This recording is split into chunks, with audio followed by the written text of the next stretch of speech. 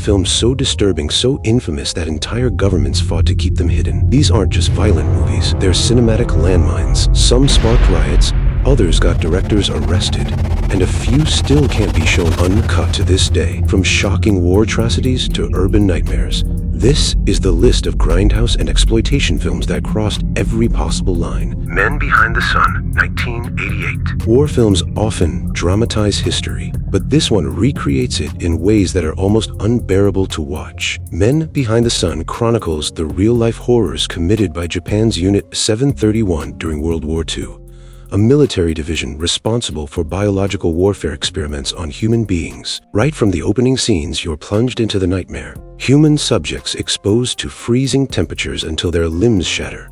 Grotesque medical experiments performed without anesthesia. And yes, alleged real autopsies on both animals and people. Australia banned it outright. Even in Japan, the censors took a heavy blade to the print. The director has always claimed the most infamous scenes were simulated, except for one: the killing of a live cat by a swarm of rats, which was reportedly real.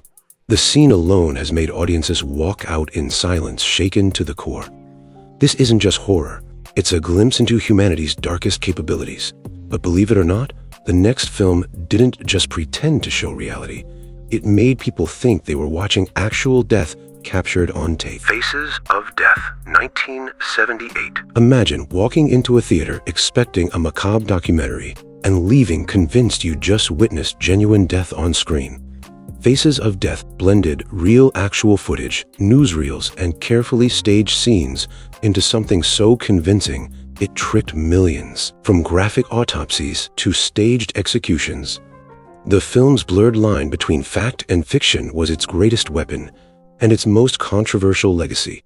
The marketing thrived on rumor, banned in 46 countries. Whether that number was real didn't matter. The VHS cover became an urban legend all on its own. The kind of tape hidden on the top rental shelf passed between teenagers like contraband. Bans hit hard. The UK, Australia, Norway, New Zealand, yet that only fueled its cult status.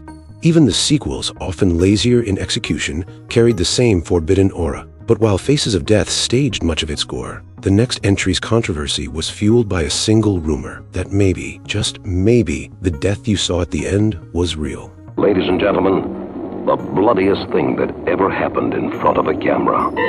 Snuff. Snuff, 1976. This one is the definition of marketing manipulation. Originally filmed in Argentina as a low-grade, Manson-inspired thriller called Slaughter, it was shelved until an American distributor saw a way to turn garbage into gold. They filmed a brand new ending, cheaply, crudely, showing a film crew supposedly murdering an actress for real as the cameras rolled. They slapped a new title on it, Snuff. The reaction was immediate. Protests erupted outside the theaters. Police investigated screenings. Moral outrage groups demanded it be pulled, believing they were looking at an actual crime scene. And of course, that was exactly what the distributors wanted. Controversy sells. No murder actually happened, but the idea that it might have was enough to give Snuff a permanent spot in grindhouse infamy. And if you think that's shameless, the next film didn't want to scare you, it wanted to push you past your breaking point. Cannibal Ferox, 1981. Known in the United States as Make Them Die Slowly, this is often lumped in with the most extreme exploitation films ever made, and for good reason. It was marketed as banned in 31 countries. The story? A group of travelers in the Amazon who fall into the hands of a cannibal tribe. What made it notorious wasn't the fictional violence. It was the real animal cruelty. Multiple scenes show animals being killed on camera, purely for shock value. The gore is relentless. Mutilations, impalements, and a final act that leaves nothing to the imagination.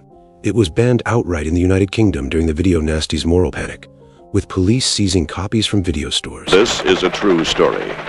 It took place in a primitive corner of the world. Last Cannibal World, 1977. Loosely inspired by 1930s jungle adventure films, it follows a man stranded in the Philippines who's captured by a tribe of cannibals. The depictions of indigenous people are exploitive. The violence is raw and the nudity is pushed to uncomfortable extremes.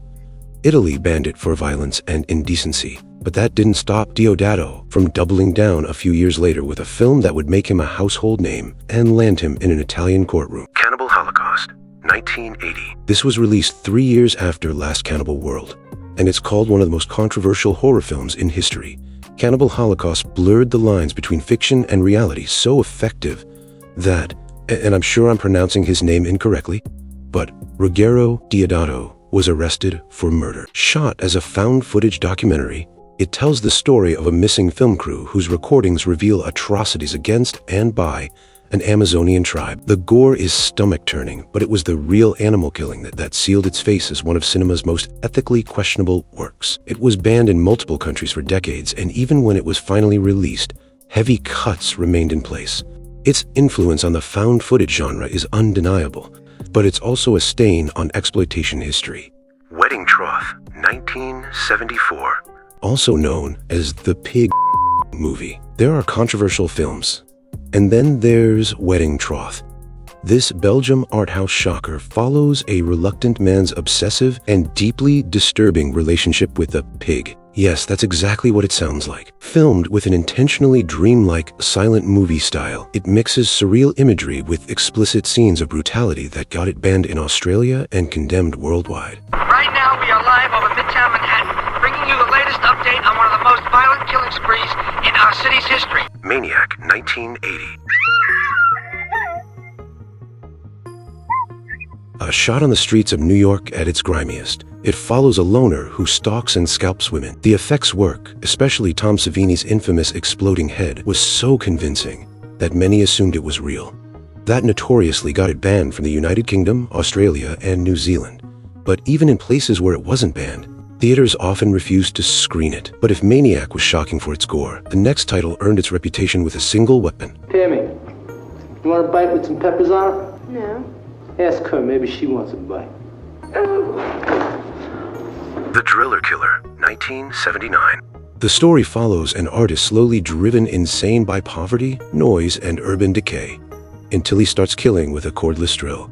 The VHS cover alone, a close-up of a drill entering a man's skull, got it pulled from shelves in the UK, making it one of the most infamous video nasties. For years, owning an uncut copy could actually get you prosecuted. But while The Driller Killer was about one man's descent into madness, the next film on our list was about cruelty, power, and the way violence crosses class lines. The House on the Edge of the Park, 1980. It's not just the violence, it's the psychological dominance, the humiliation, the way Deodato makes you complicit as a viewer. The UK banned it immediately, and it stayed underground for decades, surviving only in bootleg form. Even when finally released, the cuts were so severe that fans argued the real film still hadn't been seen. The New York Ripper, 1982. This is a sleazy, sadistic slasher, and it's set against the grimy backdrop of early 80s Manhattan. The killer? A sadist who taunts police in a Donald Duck-like voice. The murder scenes were shockingly explicit, with prolonged close-ups that made even seasoned horror fans turn away. Critics slammed it as misogynistic, while defenders argued it was a brutal commentary on urban decay and moral collapse. The United Kingdom banned it outright. The Toolbox Murders, 1978. Part slasher, part exploitation. The Toolbox Murders follows a mass killer using everyday hardware tools to dispatch women in a Los Angeles apartment complex. The scenes are shockingly methodical, with a drill, hammer, and even nail gun turned into instruments of terror. The religious overtones sparked outrage, and censors quickly took aim. The United Kingdom added it to the video nasties list, banning it for years, while other countries demanded extensive cuts before release. Devil Hunter, 1980. With clumsy gore effects, rampant nudity, and unsettling violence, Devil Hunter was everything censors hated about the cannibal boom of the late 70s and early 80s. The United Kingdom banned it as a video nasty, and uncut copies were seized from video stores. These films didn't just test the limits of censorship, they redefined them. Some blurred fact from fiction so effectively that police got involved. Others forced audiences to face real-life cruelty they couldn't unsee. And a few exist in a rare category of movies that you just don't watch. Which one of these do you think went too far?